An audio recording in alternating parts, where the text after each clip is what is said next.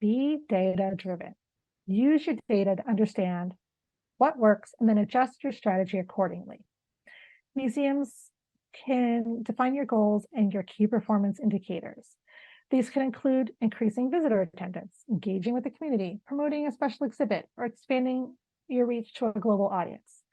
Then identify some specific KPIs to measure the progress toward these goals. These might include metrics like follower growth, engagement rate, website traffic from social media, or conversions with ticket sales if you sell your tickets online.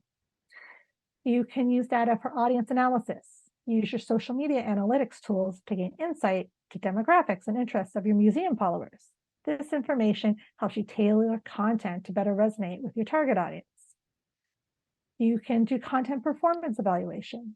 Analyze the performance of different types of content, images, videos, articles. Understand what resonates best with your audience. This might involve looking at metrics like likes, shares, comments, and click-through rates. Use it for post frequency and timing. Use the data to determine the optimal posting frequency and timing for reaching the widest, most engaged audience. This can involve analyzing when followers are active and responsive. Use it for content categorization and themes. Group your content into categories like behind the scenes, educational, event promotion, then analyze the performance of those categories. This helps understanding what type of content generates the most engagement. Use it for competitor analysis. Monitor social media activities of similar institutions or museums or each other.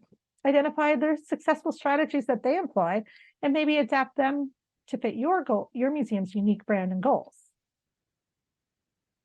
And use the feedback and engagement from comments and messages as a way to understand your visitors' interests, concerns, and address any suggestions. By systematically collecting and analyzing data related to your social media efforts, you can make informed decisions about content creation, audience targeting, and an overall strategy, ultimately enhancing your online experience and the engagement with your community. Social media, we have all seen it. It can be fragile, and we need to be able to embrace change. The social media platforms evolve, so stay adaptable and be open to new features. Be a lifelong learner. It's a dynamic and ever-evolving landscape, from platform updates and features to the functionalities of the behind-the-scenes tools for managing your channels.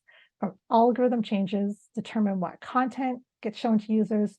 Algorithms frequently evolve, impacting the visibility and reach of your content. Embracing change enables social media managers to adapt their strategies to algorithm shifts and ensure continued effectiveness. You have to stay up with emerging trends and technologies. The digital landscape is influenced by emerging trends and technologies. We need to embrace those changes to stay relevant, and be aware of and incorporate new trends can help maintain audience interest and engagement. User behavior on social media platforms evolves over time.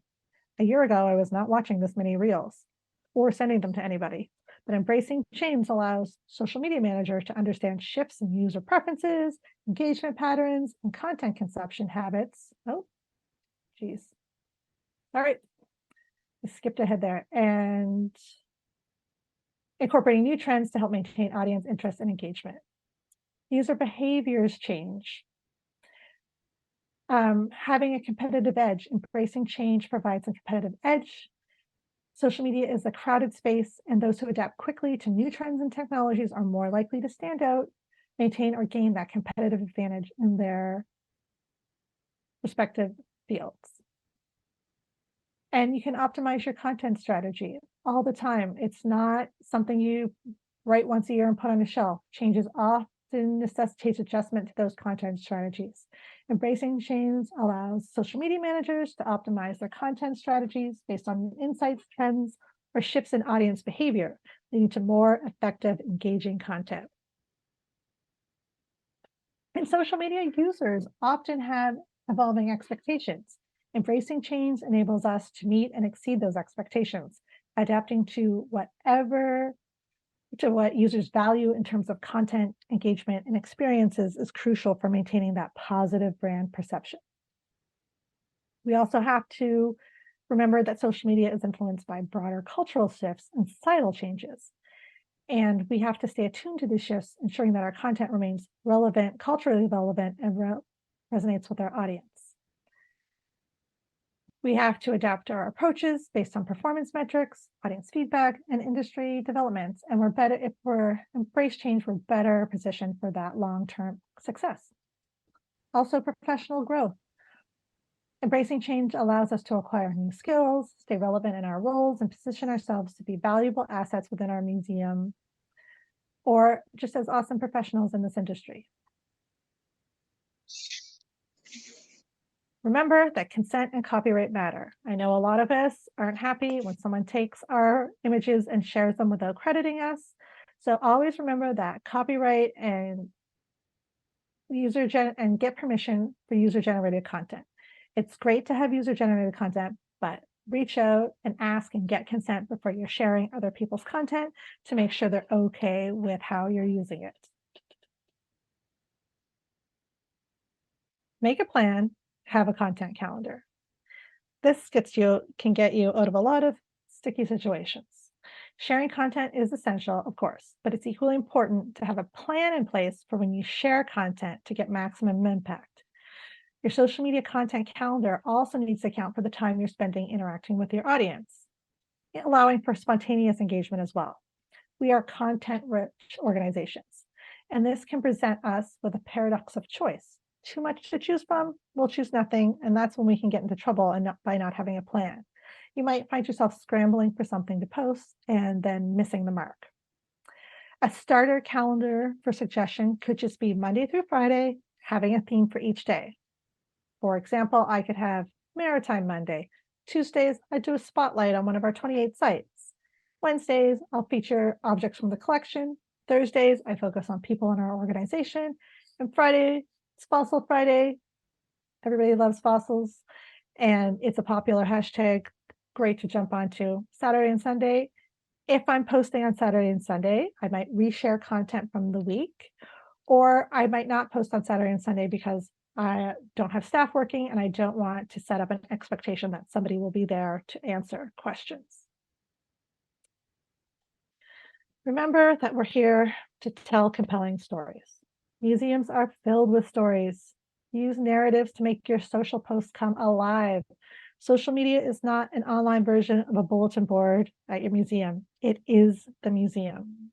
You have the opportunity to tell your million stories to the billion people who will never walk through your doors or come to this province. And if you can tell your stories in person, then you can tell them on social. But you can still promote your events and exhibits. You can use social to generate excitement and attendance for your upcoming events, but don't only use it to promote your events and exhibits. Find that balance between promotion and storytelling. You need to show your audience that you value them enough to give them something interesting to read and see. And you can repurpose content. That's fine, as long as you're sharing information that is valued by your audience. For example, you could do a third of your content promotes your museum, events, and exhibits. A third shares your ideas and your stories. And a third of your content is based on your personal interactions with people. And remember, your events and exhibits deserve beautiful descriptions, images, and videos too. It shouldn't just be tea, 2 o'clock. There's got to be more to that experience. Share it with your audience. Leveraging hashtags, important with an asterisk. Use relevant hashtags to increase discoverability. Check all your hashtags that you plan to use to make sure they have not been hijacked. You can Google hijacked hashtags. There have been some inappropriate situations for some brands, but relevant hashtags bring traffic to your content and pull in your target audience. They increase engagement through likes, views, shares, comments, and new followers. They nurture organic growth by making your post discoverable to a broader range of people, and they're used to hype social media initiatives, global issues, and connect with the community. Branded hashtags can boost brand awareness and drive conversions, but be strategic with museum hashtags and choose ones that relate to your niche and cater to your marketing goals. There's a gray hashtag right now, hashtag museum30.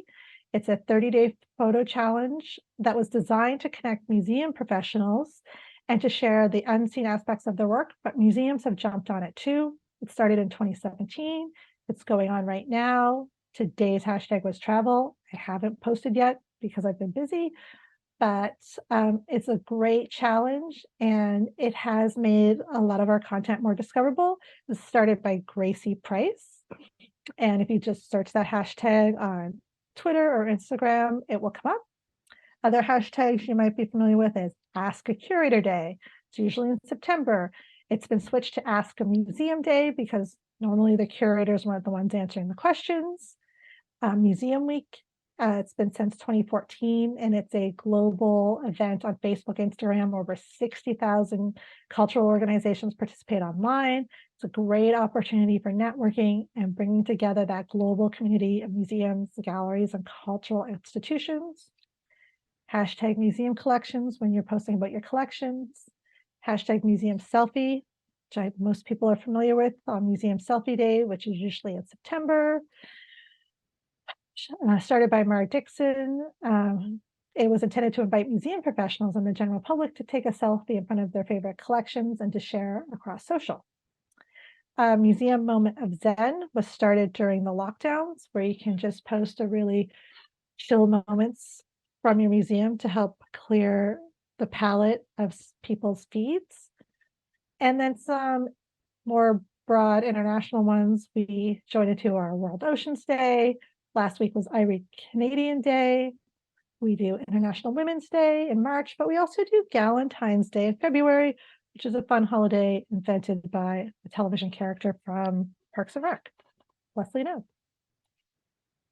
Don't forget to make friends. Be inspired by others. Social media is not a blank slate. Partner with influencers who align with your museum's values and goals, or the people in your neighborhood, each other. People love it when museums interact with each other online. Share all that good stuff and use your platform for the other things you represent, your partners and your neighbors, your themes. Be the hub for those things and be a good friend. Utilize that user-generated content. We talked about getting consent for it, but using user-generated content is really great. You can encourage that content creation, and it creates a sense of community and participation. That user-generated content is often perceived as more authentic and trustworthy than branded content. So when museums share content created by their audience, it adds credibility to your institution. And this authenticity can enhance trust and positively influence your museum's reputation. It also can help you present diverse perspectives. User-generated content provides those diverse perspectives and experiences, and sharing this content allows you to showcase a variety of viewpoints, fostering inclusivity and reflecting the diversity of your audience, and that enriches the overall narrative of your museum. When museums share this content, it has the potential to reach a new audience beyond their immediate follower base and can lead to increased visibility and organic growth. It encourages interaction, and this interaction can include, it will have more comments, likes, and shares, and can create a dynamic participatory online community. It also gives your users a sense of ownership and pride, and this sense of emotional connection can lead to the increase in loyalty and a deeper affinity for your museum. And sharing this content allows your museum to showcase the diverse ways people engage with your exhibits, events, and collection. It provides a more comprehensive view of the museum's impact on the audience. Plus, it's cost effective. Instead of producing all your content in-house, museums can leverage the creativity and enthusiasm of its audience, saving on resources while maintaining a vibrant online presence. And it will encourage others to contribute. This creates a positive cycle where more users are motivated to share their experiences or their creations, further enriching the museum's social media presence. Sharing user-generated content is a powerful strategy. It not only strengthens the sense of community and engagement, but also leverages the authenticity and diversity of user-generated content to enhance the overall online presence of your institution. If you haven't embraced it already, it's good to know that video is here to stay. Video is how your users are interacting with social media. It's a crucial component of your museum's content strategy on social media. Oh, I hit the wrong one again. Sorry. Video content is highly engaging and captures the attention more effectively than text or static images. It allows museums to showcase exhibits, collections, and events in dynamic and visually appealing format, creating more immersive experiences for the audience. It provides a powerful medium for storytelling. Museums can use video to tell stories behind their artifacts, exhibitions, and the people involved. And this narrative approach helps in creating a deeper connection with the audience, making contact more memorable and impactful. This is especially valuable for reaching audience who may not have the opportunity to visit the physical museum. Virtual tours provide an accessible and immersive experience, expanding the museum's reach. You can showcase conservation efforts that normally don't get seen by the public. Allows the audience to witness the care and expertise involved in preserving the cultural heritage. One of our most popular videos ever was of somebody cleaning a sampler. Video is ideal format for promoting upcoming events and exhibits. You can create teaser videos, event highlights, promotional clips to generate excitement. And let's face it, the algorithm loves video. Many social media algorithms prioritize video content. Facebook and Instagram will often give more visibility to videos, leading to increase in reach and engagement. Including videos in a content strategy aligns with algorithmic preferences and can boost the museum's online presence.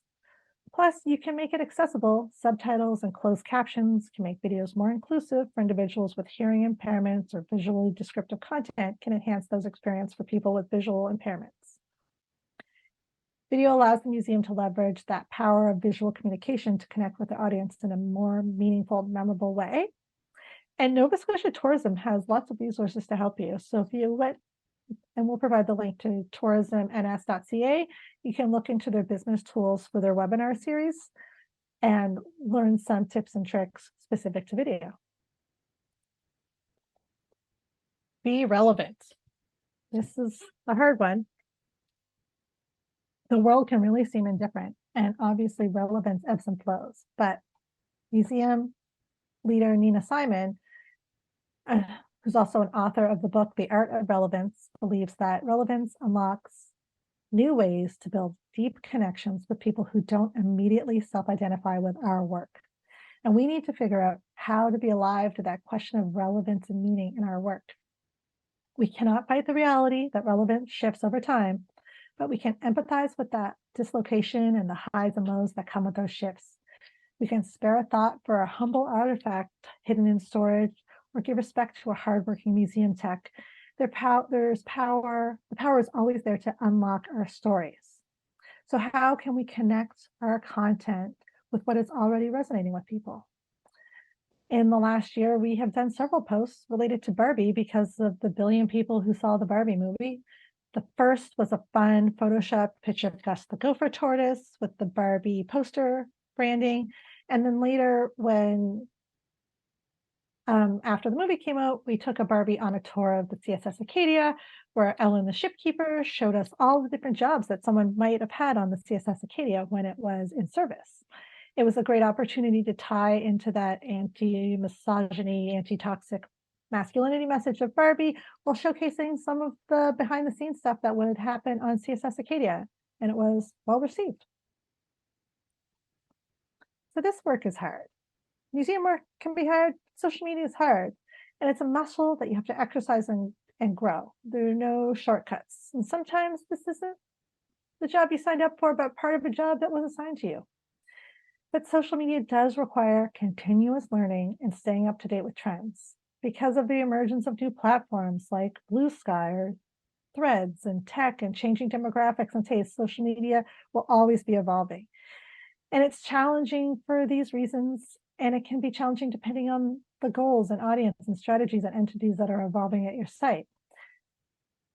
So this constant evolution is, frankly, sometimes overwhelming, and staying up to date on and adapting to strategies that change requires continuous learning and flexibility. Adapting to the algorithm changes can be just mind-boggling, and keeping up with these changes and optimizing strategies accordingly can be challenging.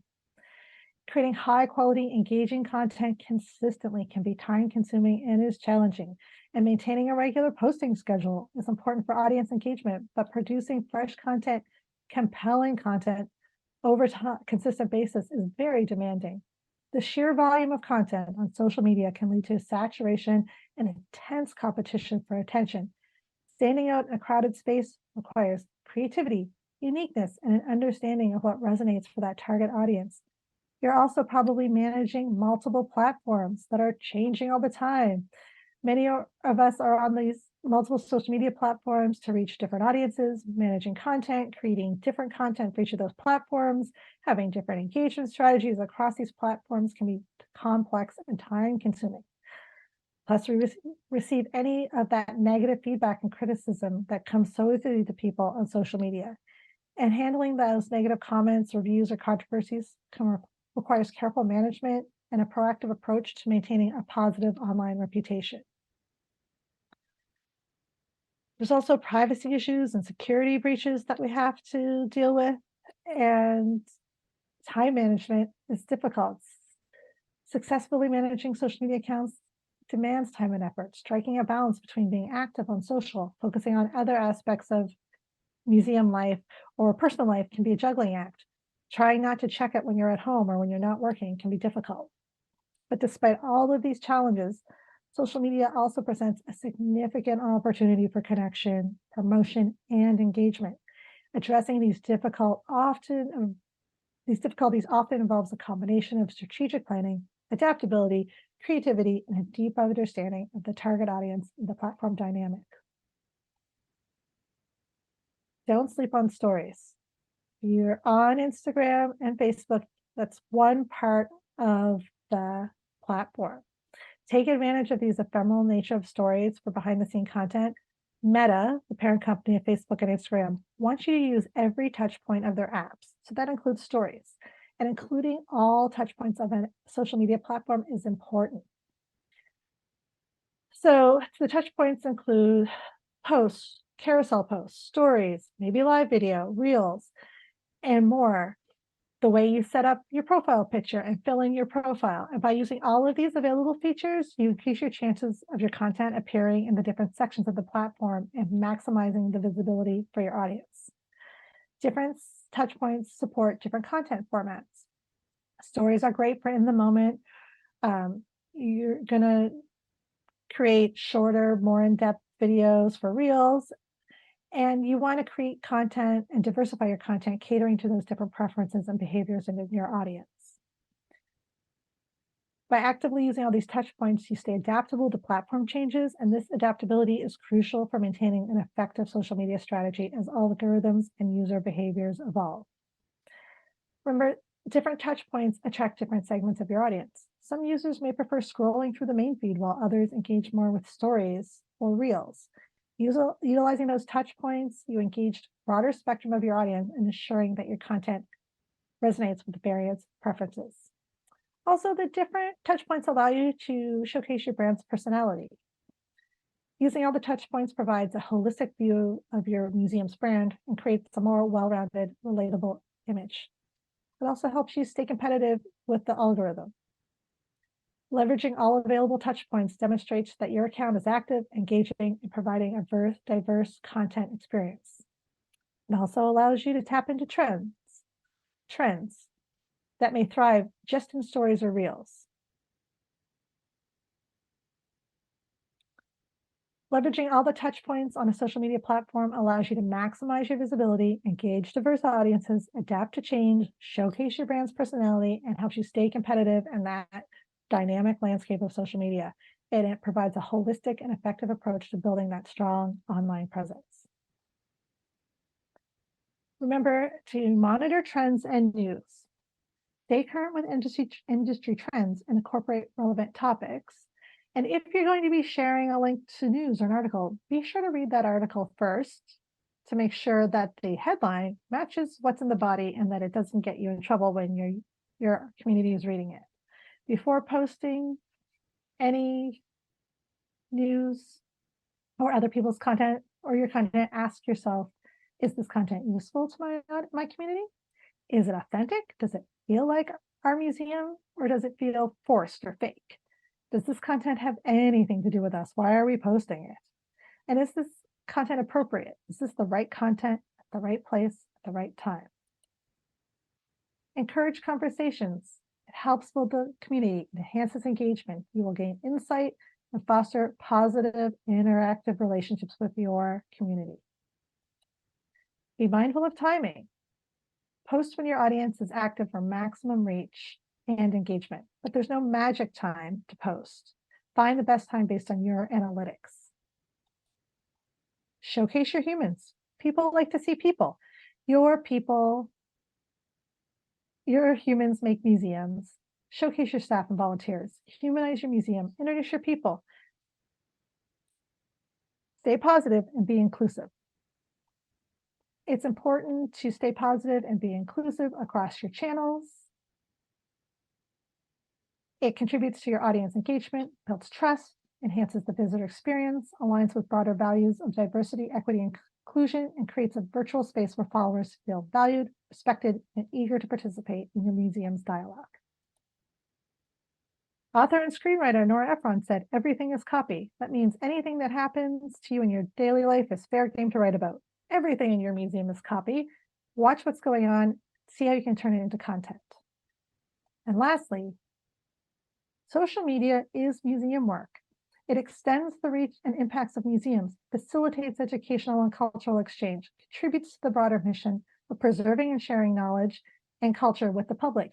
It's a powerful tool that connects with audiences both locally and globally for fostering a deeper appreciation for our community's extraordinary stories, our natural history, people's history, seafaring traditions, industrial heritage, artistic life, buildings, artifacts, and archives that are all crucial to our shared culture. Museums are storytellers, and our stories live here, not just in the bricks and mortar buildings. Thank you. And I will take questions if there's time left. We've got time, and boy, do we have questions. Oh my gosh. Now we're going to play Stump Victoria. All right. Now, okay. if you're shy and have questions for later, my email address is here, and please reach out and ask questions at a later date. Yeah, thank you. Another thing to say, if you're feeling shy or you have a question or a scenario you want to share, but you don't want it affiliated with you, you can send a direct message to me and I'll read it out, and we won't say what museum that has come from. That's another option. Okay, let's roll through. Barry is saying, we are regular users of Facebook and Instagram. Are there other platform musts? I think you need to be where your audience is and what you can handle. So I don't know. I think the must would probably be Facebook and Instagram, but Twitter's dying. TikTok is really hard, and it's a really young demographic. If you're looking for a young audience, maybe you could be putting your time there. Threads is coming out. Blue Sky is very interesting, but they're not really established themselves yet. So I think most likely you're where you need to be, but depending on your audience and who you're looking to connect with, you could look into other channels moving forward. Great, thanks. From Gordon, we have a very successful Facebook group, more than 2,000 members, but we cannot go beyond that. Also, we cannot generate financial income with this. How can we expand the group to access more exposure and generate income? So if you have a Facebook group instead of a Facebook page, you should have a Facebook page for your organization, and that's going to let you be a business and a brand that you can connect an online store to. If you've never started the page and only have the group, and it's a very active group, you can ask those 2,000 people to like a page and then put that work into the page from the group, because the group is it's great for conversations, but it's very limited in what it can do from a business perspective. It's not what Facebook wants you to be doing as a business. And inside a business page, you can create a group in there as well for your super fans, but this is not what a Facebook group is for. You should have a page. Next one from Susan. With the news censorship active on Facebook towards Canada News Media, have you found any issue getting info out to the Facebook community? We haven't had any issues on Facebook because we're not the news. Yeah, I haven't had any problems at all. We're not registered as a news organization or a journalist, so there's been no pushback from us at all. Great. A comment from Gordon. One thing we find that generates interaction is to show ignorance and ask questions that others can answer. I'm not 100% sure what you mean by that, but asking questions is always a great way to generate a conversation. As long as it's, you're not trying to start a fight and you're prepared to monitor those responses. Like, Right. this was the 20th anniversary of the Titanic movie, and there's a panel of wood at the Maritime Museum, which local legend stage James Cameron used as the concept for the piece of wood Rose was holding on. So we asked people, do you think Rose could have kept Jack on there and he could have lived, or do you think Jack had to go based on the dimensions of this piece of wood? And sometimes it's a very fiery debate for people who think Jack should be alive. Sometimes people think Rose did the right thing. Those are the kind of fiery debates we have over at Nova Scotia Museum headquarters. Right. This is a long one. All right. All right. It looks like it's a two-parter. Okay. Fantastic. From Jill. Thanks for the helpful briefing, Victoria. 2 questions. Number 1, I'm interested in Victoria's views on the relative integrity of key social media platforms, in brackets, values, ethics, and Yes. algorithmic attention to bias and platform content management, etc. Yep. Oh, it just jumped. That's a Here we go. problem. To ensure that we are embodying inclusivity in our social media presence. So, do you want to address that first? Yep. So one part is your audience are on these channels, so you want to be where your audience is. They're all, guilty of something. None of them are clean, good organizations. There's horrible content on all of them. When the Nova Scotia government leaves Twitter, I will be leaving Twitter. It will break my heart. It was the love of my life, social media wise, but it's dying and it's turned into a hot mess of trash. And we all know why. There's garbage, but there's garbage on all of them. So being the best version of your museum and making sure that the comments and the content that you're posting is the best content that can be put out there, or at least adding something better to it. But if you're going to take a moral stance against Twitter, then there's a reason to take a moral stance against all of them, and you would just have to leave social media completely. None of them are clean, but that's where the audience is. So we're there because that's where our audience is. All right. Part 2, or question Great. 2 from Jill. For small museums that may not have a deep reservoir of locally available digital natives, where would you point them for support and resources, expertise and otherwise? I would point you to tourism. They have lots of webinars that are all free and they've cataloged. Karen mentioned that this is recorded and people can watch it later. They've recorded a bunch of them. They're online for later. Also, if you have a library card, you can have access through the library of LinkedIn Learning, which is owned by Microsoft and has all sorts of courses on all sorts of things from marketing to content strategies to the different social media channels. And I would probably start with the free offerings of tourism and then move on to what maybe LinkedIn Learning offers. But there's lots of great free resources online. We'll dig up a couple of those links for you, Yeah. and then when I I actually circulate have that a recording. page Oh, of perfect. free online resource links that I can send Karen and she could pass out. We will share. Awesome. Thanks. Okay. This is from DP. I'm guessing this is Deborah. Where is the best place or site to expand knowledge on this topic as it pertains to social media creation and maintenance? Surely there must be a tips and tricks source somewhere. If you Google social media museums, you're going to get lots of great guides like from Sprout Social or Hootsuite. They have some great stuff available that's specific to museums. Museum Next is a conference group that does these beautiful online conferences. Their social media conference is next week. I get it. People don't have money to afford to go to everything, but they also have really great articles online. And there's some older videos that they have online from past conferences. Um, and maybe we can pull some links together. There's some other past conferences that have put videos up on YouTube, but it's just, I mean, the front page of everybody's museum's website is Google, and the first place to start here is with Google too. There's lots of great resources out there. Try Museum Next, try Hootsuite and Sprout Social, and just include museum in your search when you're doing that. Great. All right. Next up from Alistair, would it be possible for CCTH to host a content management system for small scale nonprofit groups found under ANSOM? We could have a similar look and feel space to let the world know we exist. Alistair, that is a great suggestion, and I can barely get CCTH to host our websites.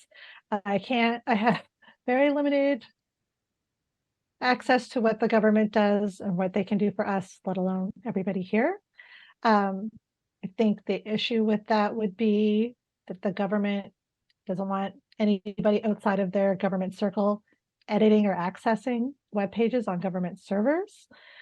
But it could be something this organization looks into for the future. Hosting is something you guys would be interested in. But getting the government to do anything is just, I don't know. Like, I'm a team of one. There's just me. The people that run the back end of our websites are in another department that I don't ever get to talk to. It's still very siloed in government, if that's might be shocking to some people. It's not shocking.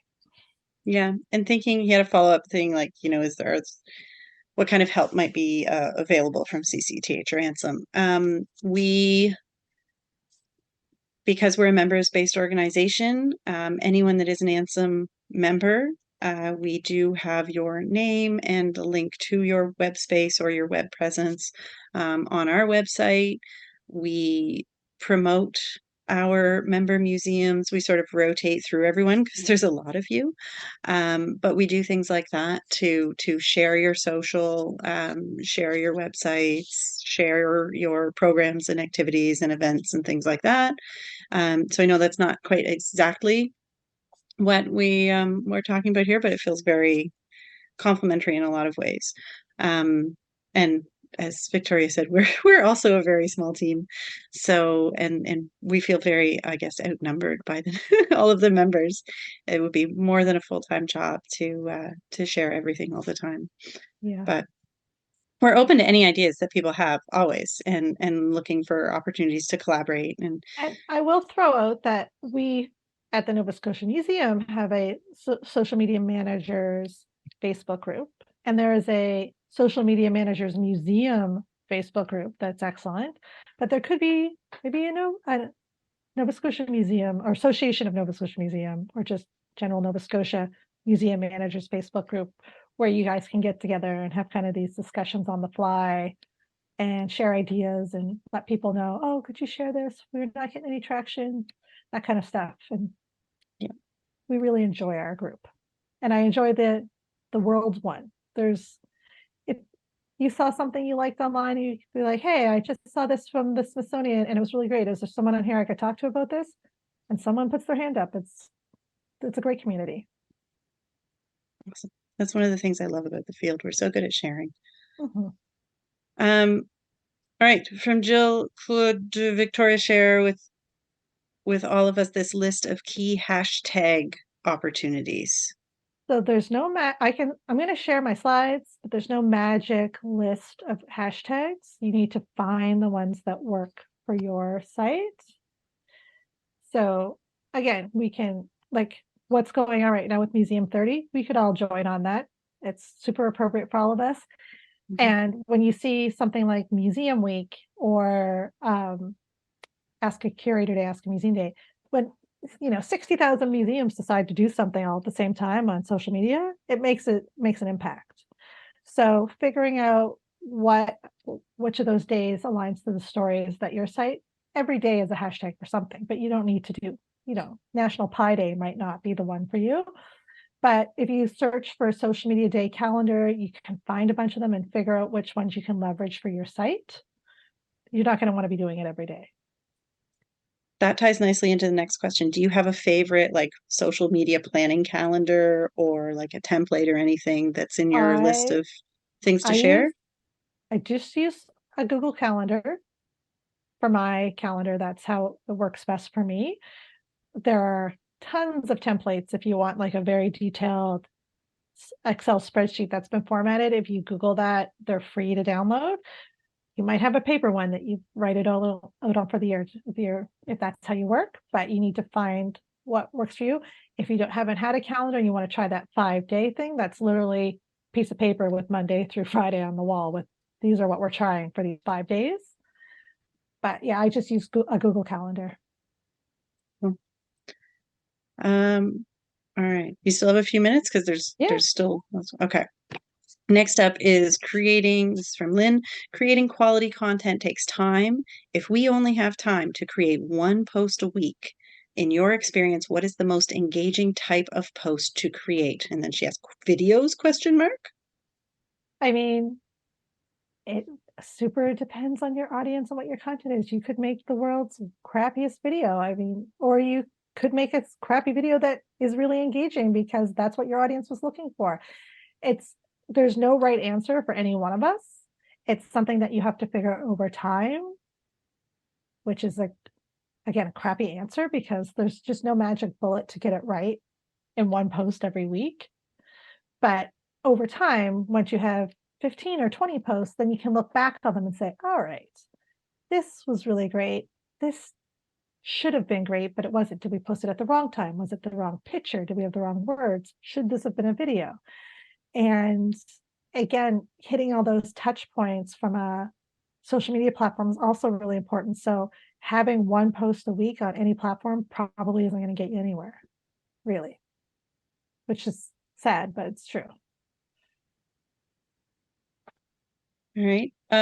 Next up, this is kind of aligns with your templates comments already, but for small museums with a small volunteer base, do you have any kind of best practice, doable, optimized social media workbook or resources that would be helpful? No, but except for the kind of things that we're talking about, and don't keep hold of your passwords and figure out a way to work with volunteers that maintains the integrity of your passwords. I've seen many a site have people come and go and lose access to their Facebook, and getting access back to a Facebook once somebody leaves is a nightmare that you do not want to go through. So if you have multiple people or volunteers, maybe you have one person that's the poster of the content while the people are creating content. Maybe you have a trust circle that's better than what I'm in, but maintain the integrity of those passwords, because taking time to build that community and then losing access to it is a nightmare. Good tip. All right, here's something completely different. This is a great question. So from Gordon, one thing that is very difficult on social media is providing content for the blind. Our Facebook content is deliberately visual with the focus on historic photographs. Part of this is dissemination of photos for survival of the images, but this ignores blind individuals. How can we engage the blind? Facebook has alt tags built into their platform, also on Instagram. And that alt tag is the description of what you think the visually impaired person needs to know about the image for it to resonate with them and the post that you're doing. Now, in addition, I recently just took a workshop on alt tags and accessibility with the government's accessibility directorate. And even though I try to be diligent with my alt tags, it just every time you can get into a workshop to do that, it makes you better at it. So it might double the time it takes you to create the post, to create that correct alt tag for your post and the description of the images. You have like 500 words to do that. So there's a lot of space, but also you can write on the post image description and have that as part of the text of the post. Sometimes you'll see that. So sometimes you'll see nothing. It's in the alt text as part of the posting process, or sometimes you'll see it in the body of the post. So whatever you were posting about the image and it says image description, man in an army uniform standing next to a dog holding a rifle in Picto 1952, black and white. I'm not, but it was explained to me as it's what you think the person needs to know about the image for it to resonate with this post or on this page in your website. And you can, again, Google creating alt text, and it's another muscle that you have to exercise. And then for videos, you can add the descriptive text depending on how you're making the video. That's definitely possible. All right. This might be the last question, unless You're somebody's the typing boss, frantically. Karen. All right. Do you envision a relationship between social media and newsletters? I think with the fragility of social media, we're going to find ourselves relying more on our websites and our newsletters as a way to connect to our audience and tell our stories in a space that we can trust. So as you can see, Twitter is just a garbage fire of garbage that's dying. We all have some moral issues with Meta, Facebook, and Instagram. Where are they going to be 5 years? I have no idea. Will it be Blue Sky? Will it be Threads? Will it be some new thing? What hellscape will happen with TikTok? I don't know. One thing we can always rely on are our websites and our email newsletters. So maintaining that newsletter list and having a working, accessible website where we can make space to tell our stories is going to be important moving forward in the fragile ecosystem of social media. I hope that answered your question. That felt like a great answer. It also felt like a really nice like wrap up. So that yeah, that brings us to the end. I want to say thank you so much, everybody, for joining us. As I said, we're going to get this recording out as soon as humanly possible. The thank you comments are now rolling in for you, Victoria. So thank you so much for sharing your knowledge and for being so willing to share, notes and links and all of those extras that we're going to share. That's so fantastic. These slides have all the notes of what I was saying, and I will share the slides with Karen and you guys can have them. That might not be today because I want to go through and edit them one more time. That's okay. All right. Thanks, everyone. There will be more track news coming soon. We're working on updating our website and getting more resources and information on there. So you will see a message from me shortly. Right? Thanks all. Have a great rest of your day. Thanks. Bye.